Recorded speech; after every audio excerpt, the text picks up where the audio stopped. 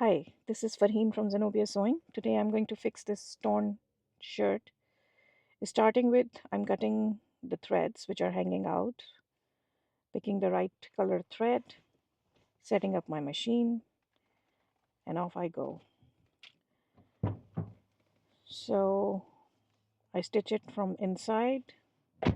I did some top stitching, and this is how it is looking from inside. I'm going to do some top stitching to make it secure, otherwise it will tear up from where it has been stitched.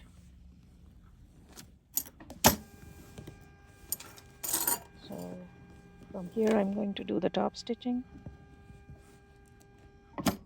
I make a finger creasing first to lay it flat. I want the seams to go in one direction so I can stitch on top of it.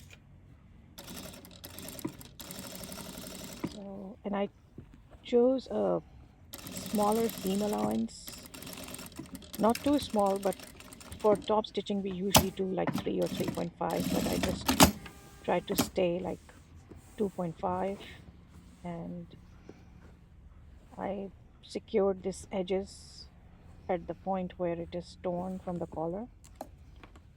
So this is how it looks.